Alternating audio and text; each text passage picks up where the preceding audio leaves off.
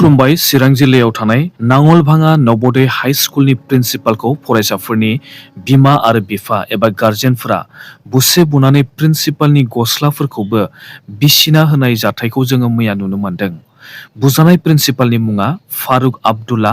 बिथांखौ गार्जेनफोरा फरायसाफोरनि सिगाङावनो बुदों मानोना प्रिन्सिपाला फरायसाफोरनिफ्राय बिजाबनि मुङै 500 रां दाबिदोंमोन आरो जायफोरा 500 रां होनो हादों बिसोरनोसो प्रिन्सिपाला बिजाबफोरखौ हरदों आरो जायफोरा 500 रांखौ होआखै बिथांमोननो प्रिन्सिपाला बिजाबफोरखौ हराखै। बेनिखायनो गार्जेनफोरा स्कुलाव फैनानै प्रिन्सिपालखौ स्कुलावनो बुसे बुनानै प्रिन्सिपालनि गस्लाफोरखौबो बिसिनानै होदों।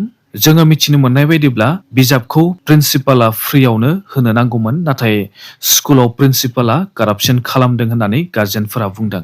बेबायदि प्रिन्सिपालखौ जोंनो नाङा होननानैबो गार्जेनफोरा दाबि खालामदों। नाथाय बिथांखौ होखारनो हागोन ना हाया बेखौ जों उनावसो मिथिनो मोनसिगोन।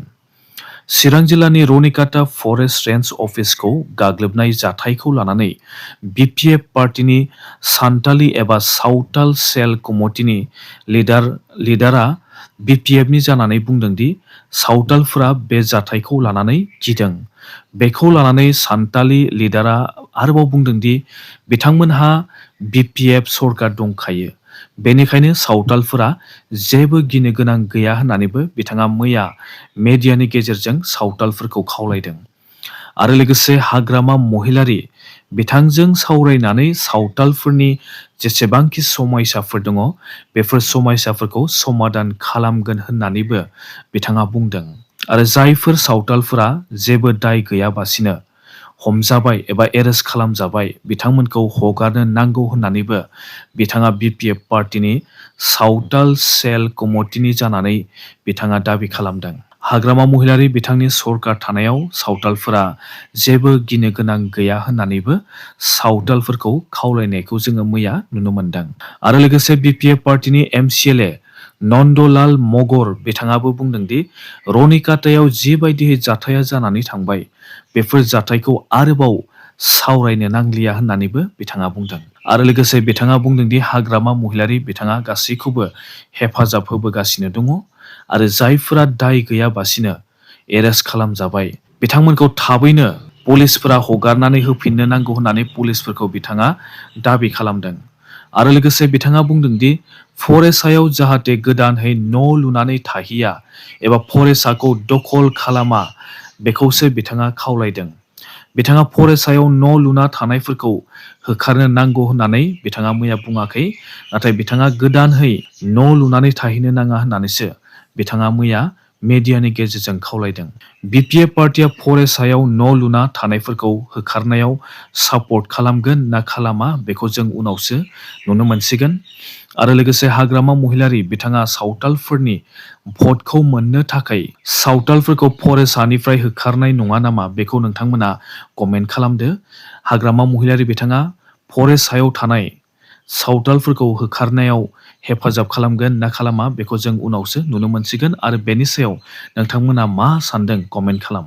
मुंदांखा सिंगार जुबिन गार्ग बिथांनि बाय'ग्राफिखौ लानानै हाई स्कुल आरो हायार सेकेन्डारि स्कुलनि गासिबो एमआइल साबजेक्टआव चेप्टार हिसाबै सोना होनाय जासिगोन होननानै जोङो मिथिनो मोन्दों। आसामनि गासै 14टा लेंगुवेजाव जुबिन गार्गनि बाय'ग्राफिखौ ट्रेन्सलेट खालामनाय जासिगोन। आरो लोगोसे जुबिन गार्गनि बाय'ग्राफिखौ एमआइल साबजेक्टआव फरायनो फरायसाफोरा सुबिदा मोनसिगोन। आसामाव एएइचएसइसि बोर्डनि हायार सेकेन्डारि फाइनेल एग्जामनि रिजाल्टखौ 28 एप्रिल खालारखालि होनाय जासिगोन होननानै मैया आसामनि chief minister doctor Himanta Biswa Sharma बिथाङा मैया फोसावदों। रिजाल्टखौ फुंनि 9 रिंगासोआवनो होनायनि चान्स दङ होननानै जोङो मिथिनो मोन्दों। बे बाराव 3 लाखनिबो बारा फरायसाफोरा हायार सेकेन्डारि फाइनेल एग्जामखौ होदों आरो बेनि रिजाल्टखौ 28 एप्रिल खालारखालि होनाय जासिगोन। मैया सानाव हिन्दुफोरनि आफाद बाजरां दलनि सासे लिडारखौ खर'आव गोफार मुवाजों एटेक खालामदों। एटेक खालामजानाय सुबुंनि मुङा नारायण बिष्णु।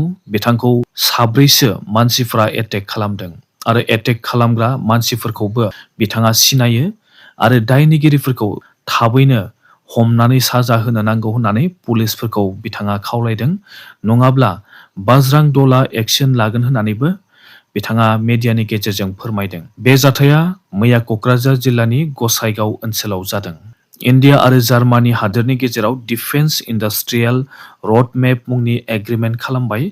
इन्डिया हादोराव जार्मानी हादोरनिफ्राय अस्त्रफोरखौ बायनानैल' लाबोबाय थानाय जायोमोन, नाथाय बे एग्रिमेन्टनि गेजेरजों इन्डिया हादोरावनो जार्मानी आरो इन्डियाजों लोगो नांनानै अस्त्रफोरखौ बानायनाय जासिगोन।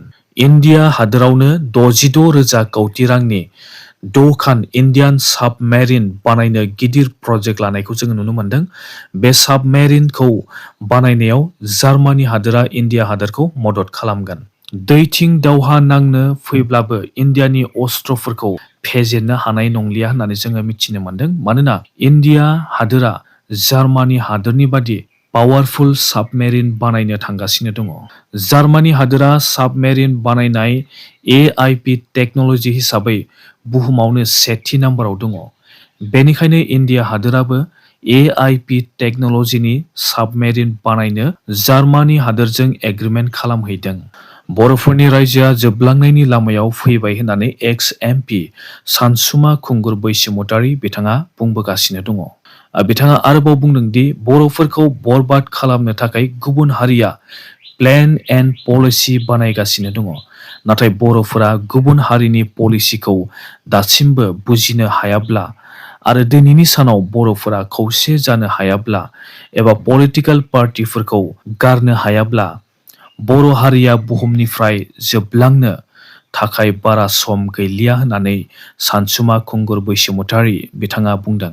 बुहुमनि बर'फोरा BTC एबा BTR खौ लानानै दावराव दावसि जायाबासिनो बर'फोरा आलादा हादोर सेपारेट बड'लेण्ड स्टेटखौ पिसफुलि डेम'क्रेटिक मास मुभमेन्टनि गेजेरजों बर'फोरा थाबैनो आदाय खालामना लानो हायाब्ला बे बुहुमाव बर'फोरा BTC एबा BTR खौ लानानै अराय सम थांना थानो हानाया जोबोद गोब्राब जागोन होननानै सानसुमा खुंगुर बैसोमुतारि बिथाङा बुंदों।